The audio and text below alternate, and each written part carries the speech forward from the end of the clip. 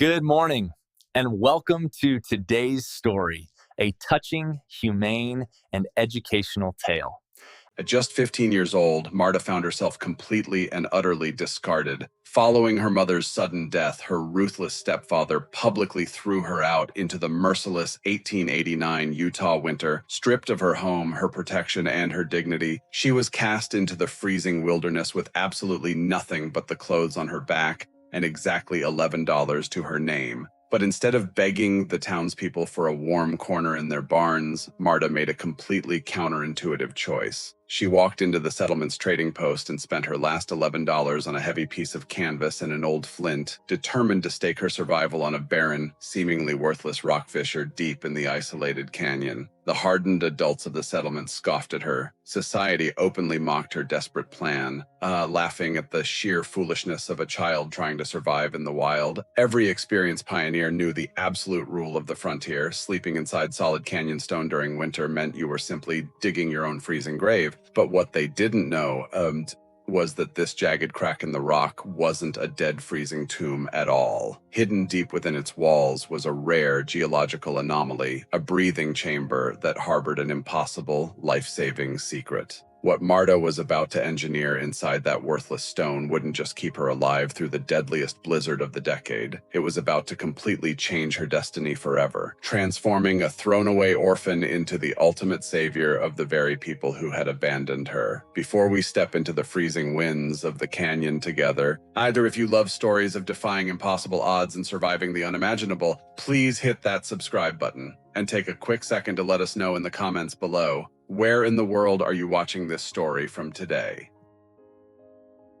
To understand the miracle of the canyon, you have to understand the calculated cruelty of the settlement. In the late summer of 1889, when Marta's mother finally succumbed to illness, the fragile protection keeping the 15-year-old girl safe shattered. Her stepfather, Jonah Vale, was a man who measured human worth strictly by labor and usefulness. With her mother gone, Marta wasn't family, she was a liability, but Jonah didn't just banish her in the dark. He orchestrated her expulsion in broad daylight, right in front of the local trading post. He handed her a cut-down flour sack, a dented iron kettle, her mother's bone awl, and exactly $11 in mixed coins. The point wasn't generosity, the point was witness. He wanted the entire settlement to see that he hadn't turned her out naked. Why, he was publicly cleansing his own conscience, downgrading Marta into a problem no one else wanted to inherit. Standing in the dust, clutching those meager coins, Marta understood the terrifying mathematics of the frontier. $11 might buy a few days of food, but it couldn't buy a horse, a timber crew, or the tools to build a cabin. She wasn't choosing between good and bad options. Without a permanent roof before the frost hit, she was simply choosing between different forms of likely death. The settlement watched her, but no one rushed forward to offer a warm bed. It wasn't because they were inherent monsters, it was because the frontier poverty hardened people. In a world where one bad harvest meant starvation, every extra mouth in winter was a genuine lethal risk. Compassion was a luxury they simply couldn't afford. And before Marta turned her back on the town, an older freight hauler named Ephraim Cutter approached her. Ephraim wasn't a villain, he was a man shaped by loss, having buried his own family to the cold. He looked at Marta the way he studied winter freight, calculating her thin coat, her worn boots, and her absolute lack of fuel. When she pointed toward the canyon, his warning was flat and devoid of emotion. "A child who sleeps in stone in January," he told her, "is a child found stiff by morning." He wasn't mocking her. He was giving her the honest, brutal arithmetic of the wild. To every experienced pioneer, Canyon Rock was nothing but a freezing tomb. But as Marta spent her last $11 on that heavy canvas and flint, turning toward the jagged jaws of the canyon, she carried something they didn't possess, the desperate realization that she had to find a way to make the stone keep life, or let it take hers.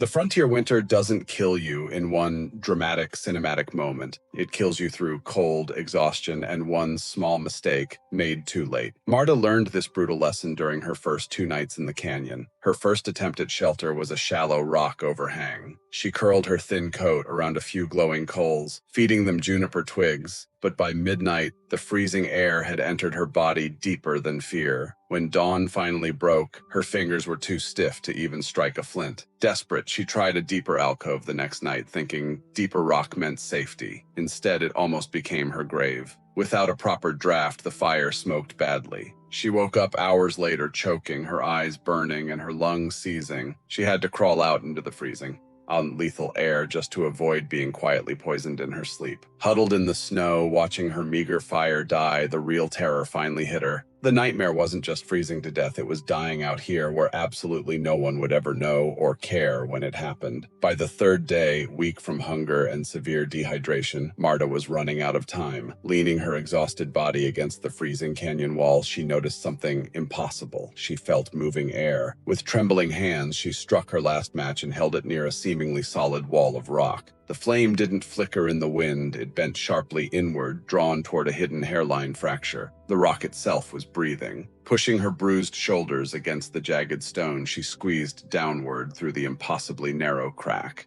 What she found wasn't just a cave, it was a completely enclosed chamber with a dry, flat floor and a high vertical fissure leading up toward the surface. In the pitch black, the space felt simultaneously protective and terrifyingly lethal. Standing in the dark, a memory surfaced. She remembered her late mother banking heat in a heavy cast iron bread oven. It wasn't a sentimental flashback, it was a pure, practical inheritance. Her mother had taught her how enclosed spaces capture and radiate warmth. Looking at the high fissure where smoke might climb, Marta realized the central, terrifying gamble of her survival. If enclosed canyon stone could store heat, if a draft could be controlled, and if she could sleep off the freezing floor, then this chamber might just hold life. To the people in the settlement, Marta wasn't building a shelter. She was entombing herself. Nell Rourke, a woman from the valley who occasionally gathered firewood near the canyon edge, watched from a distance.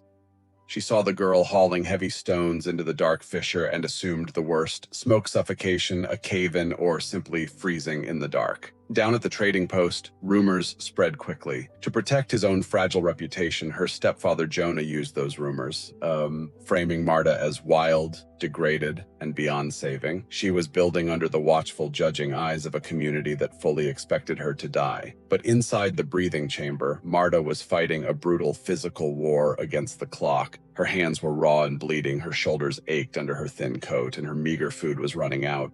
See, every trip for flat stone and wood was paid for by a body too young and underfed for the work. She wasn't just throwing rocks together, she was engineering survival. She built a firebox to control the heat without flooding the chamber with smoke. She stacked a careful stone baffle to guide the deadly exhaust up and out of the high fissure. She constructed a raised sleeping platform, knowing that cold air pools low against the stone like invisible water. And all the while, the canyon was warning her. Frost appeared earlier each morning, livestock moved toward winter grounds, and the days grew terrifyingly short. Time was closing in. It was then that Tom Barlow found her. Tom was an older, weathered frontiersman, but he didn't come to the canyon to rescue her. He came because he recognized what she had discovered. Looking at her crude masonry, Tom gave her the brutal truth. Her instinct was brilliant, but her execution would kill her faster than open exposure. He didn't do the work for her. Instead, he taught her the physics of survival. He showed her why fire placement mattered, how the wrong angle would cause a deadly smoke rollback. He taught her that the wrong type of river stone would explode under heat cycling, and that structure had to cooperate with the constant expansion and contraction of the rock. Most importantly, he taught her that a small, steady fire beats a frantic, blazing one. A shelter survives winter through disciplined rationing, not dramatic bursts of heat. Under Tom's guidance, Marta transformed. At first, she merely copied his methods, then she started noticing the draft herself. Finally,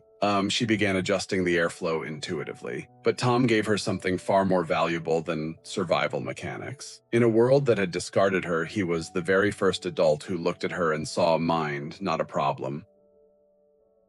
By late October, frost painted the canyon walls white, but inside the breathing chamber, the air remained impossibly dry and warm. The smoke rose perfectly through the fissure, and the stone began to hold a deep, radiant heat. Marta could finally sleep without waking up shivering. But fair weather proves nothing on the frontier. The real risks were still looming. A sudden change in wind direction could reverse the draft, ice could seal the fissure, or a long storm could simply outlast her rationed fuel. Ephraim Cutter, the seasoned freighter, returned to inspect her work. Standing at the entrance, he reluctantly admitted it was far better than he expected, but his face remained grim. He refused to call a few weeks in October proof. His skepticism wasn't dismissive, it was a terrifyingly earned respect for the winter. Even Nell Rourke came down from the settlement, carrying a reluctant offer from her mother. Marta could sleep in their barn before the first real snow hit. It was a lifeline, but Marta refused. She understood a harsh truth about human nature. Dependency without security isn't survival. She wasn't rejecting kindness. She was rejecting a temporary mercy that could be withdrawn the moment she became an inconvenience again. And then, on November 23rd, 1889,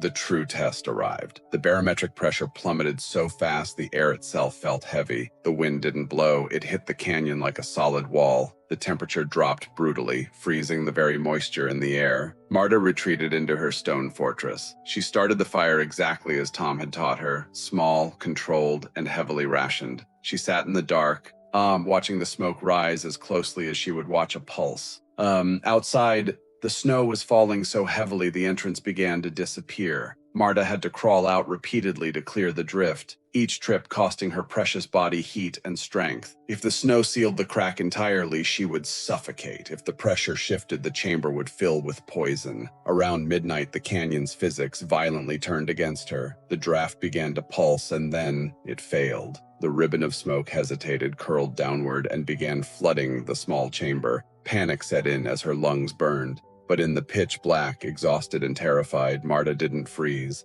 She acted. Feeling her way blindly through the stinging smoke, she frantically reworked the stone baffle, narrowing the firebox opening to force a stronger updraft. And it wasn't a moment of technical triumph for its own sake. As the smoke finally corrected itself and was sucked back up the chimney, a profound realization washed over the freezing 15-year-old girl. She had just solved a lethal problem in the dark, entirely on her own, because she knew absolutely no one was coming. She had crossed the invisible line from apprentice to master. She was no longer waiting for rescue. She was the reason the shelter was still alive. But the canyon wasn't finished with her. As the blizzard tore through the settlement below, the illusion of safety in the valley completely collapsed. Sometime before dawn, a frantic, desperate scratching at the heavy canvas entrance broke the silence of the chamber. It was Nell Rourke, dragging the limp, freezing body of her younger brother. Caught out in the storm trying to secure livestock, the boy was beyond ordinary cold. His skin was an ashen gray, his body heat rapidly fading. There were no dramatic heroics, just brutal realism. Marta pulled them in, stripped his wet layers, and immediately applied warmed river stones wrapped in canvas to his chest, managing the fire with absolute practiced discipline. Watching Marta work in the glowing dark, a shattering realization hit Nell. This wasn't madness. The discarded orphan hadn't disappeared into stone. She had learned how to make stone keep life. But the true moral crisis arrived hours later. Ephraim Cutter appeared at the entrance, his face pale and battered by the wind. He brought unimaginable news. Jonah's cabin, the proper, respectable house that had violently cast Marta out, was failing. Wet fuel, ruined chinking, and a leaking roof meant Jonah's entire family was freezing to death. The wooden house had become a death trap. Ephraim asked the impossible. He asked Marta to take in the family of the man who had thrown her away. Marta looked at the freezing storm outside, and she said yes. She didn't do it because she had magically forgotten his cruelty, or because he deserved forgiveness. She did it because innocent children freezing to death in the snow was not a debt she was ever willing to collect. Within an hour, the tiny chamber, painstakingly engineered to barely hold one girl, was crammed with 9 desperate bodies. The survival tension spiked to a terrifying new level. 9 people meant massive breath moisture, a rapid drop in oxygen, dangerous smoke instability, and fuel burning far too fast. For the rest of that endless, terrifying night, while the adults and children collapsed into exhausted sleep, the 15-year-old girl stayed awake. She became the absolute master of the chamber, constantly adjusting the airflow, protecting the fire from burning too hot, and shielding everyone from suffocating smoke. She solved problem after problem in the suffocating dark. When the pale, as gray light of dawn finally pierced the howling blizzard, the impossible thing had become an undeniable fact. All 9 people were breathing. All 9 had survived. The stone chamber had passed the ultimate test, and the girl they threw away had just become their savior. When the blinding white light of a silent morning finally broke, the settlement didn't change out of sudden guilt. They changed out of undeniable proof. Ephraim Cutter, the hardened freighter, stood before Marta in the snow. He looked at the 9 living, breathing people emerging from the stone and offered a rare, quiet admission. I wasn't wrong about the winter, Marta, but I was entirely wrong about you. The breathing chamber ceased to be a subject of mockery. It became a site of urgent inquiry. People began coming to the 15-year-old girl, not to pity her, but to ask for her help. Marta didn't hoard her survival mechanics, she taught them. She showed the men how to read the hesitation in smoke, how to find dead air in a root cellar, and how to build heat into stone rather than throwing precious fuel away into the open night. Son Nell Rourke, once just a frightened witness, became her first true student. The girl they had discarded was now literally rebuilding how the entire frontier survived the cold, but the storm had exacted a heavy toll. Tom Barlow, the only adult who had seen Marta's brilliance before she proved it, had severely weakened. He had tried to reach the canyon during the height of the blizzard to check on her, and the exposure had cost him his lungs. In his final weeks, the dynamic between them shifted. They were no longer master and apprentice, they were equals. He saw her not just as a resilient survivor, but as a mind capable of true design intelligence. When Tom passed away, it was a quiet, frontier, true death, completely devoid of melodrama. He died after passing the fire to her. His death wasn't a random tragedy, it was a confirmation. Y'all, the chamber wasn't the end of her story. It was the absolute beginning. She was the keeper of the fire now. The final reckoning came from the man who had started it all. Jonah's grand, respectable hearth had fundamentally failed. The stones were cracking under the heat cycling, the smoke was rolling back, and his remaining family was freezing. He came to Marta last. He didn't come with a tearful cinematic apology. He came stripped down to bare, humiliated practicality. His pride had been entirely frozen out of him by desperate need. Marta looked at the man who had thrown her into the snow with $11, and she helped him, not because he suddenly deserved forgiveness and not to prove a point. She helped him simply because his children did not deserve to suffer the lethal consequences of their father's pride. And it was Marta's absolute truest victory. She didn't need him to validate her anymore. By stepping into his failing home to fix his hearth, she helped him from a position of undeniable strength, not submission. She had become the one thing he had never intended her to be, absolutely necessary. Marta didn't just survive the winter of 1889, she fundamentally altered how an entire region lived. Over the next few years, her hard-won knowledge spread far beyond that single hidden canyon. She traveled across the territory, redesigning root cellars to vent correctly, fixing dugout smoke poisoning risks, and teaching road camp supply stations how to burn less fuel while keeping more heat. Winter death slowly became less inevitable.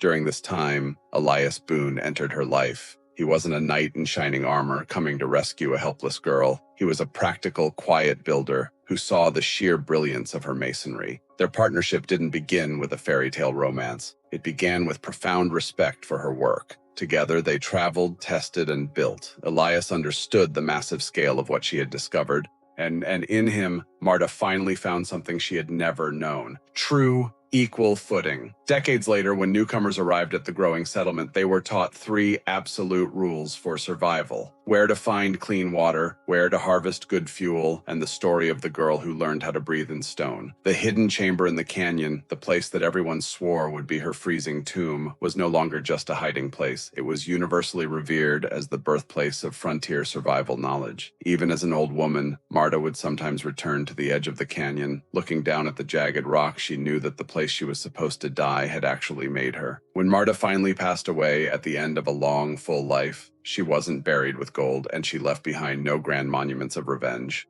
Placed resting in her hands was a single smooth piece of blackened sandstone from the chamber. Her legacy was simple, practical, and utterly unforgettable. The orphaned girl thrown out with $11 didn't just teach the frontier how to keep warm. In a world that unforgiving, she taught them how to live.